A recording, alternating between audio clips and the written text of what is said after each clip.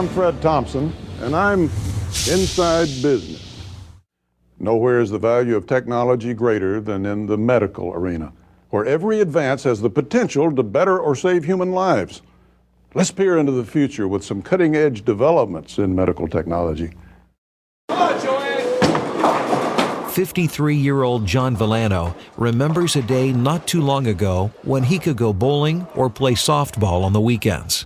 Then it happened. In 1993, at the age of 36, John started experiencing chest pain at the bowling alley and collapsed. He was having a heart attack. Stents, angioplasty, medication, even open heart surgery. John had been through it all. Then John's cardiologist told him about ECCP. Well, I never heard of ECCP before, but after 4 heart attacks, triple bypass surgery, and numerous stents, I figured I might as well give it a try. I really didn't want to be cracked open again. Within weeks of receiving the treatment, John's angina was gone.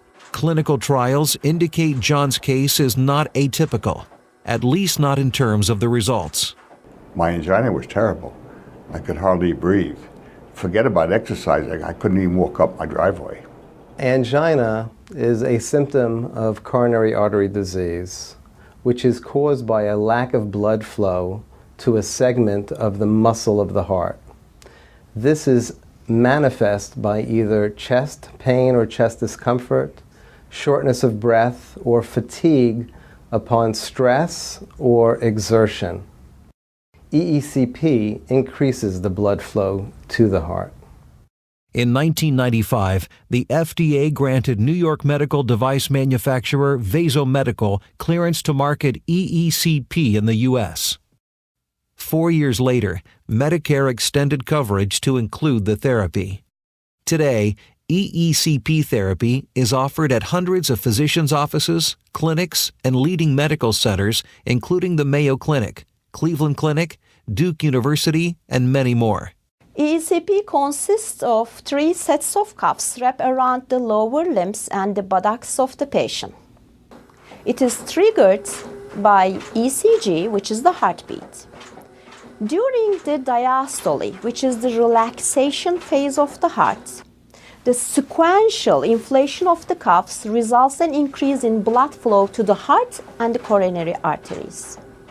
During systole, which is the contraction phase of the heart, the simultaneous deflation of the cuffs results in systolic unloading, thereby significantly reduce the workload of the heart. The clinical safety and efficacy of ECCP therapy has been well documented in hundreds of peer-reviewed publications. Findings consistently show a success rate of 75 to 80%. The hour-long treatments are conducted daily for a period of 7 weeks on an outpatient basis. The full regimen consists of 35 treatments over the course of 7 weeks.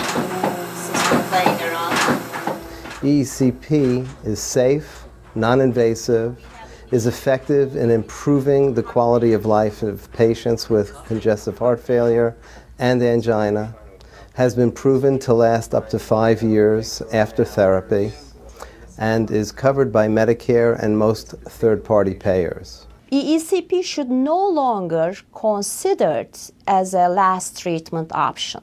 We researchers believe that in certain stable coronary artery disease patients, it should be used first along with medication prior to any other interventional procedures. How are you doing? ECCP is also less expensive than other treatment options. The clinical studies show that ECCP reduces the emergency room visits and hospitalizations, which in turn reduces the healthcare cost. I had ECCP back in 2004, and I'm still enjoying its benefits today. I am grateful for the treatment. I wish I'd heard of it earlier. ECCP was able to give me my life back. Patients should be asking their physicians about the ECCP therapy.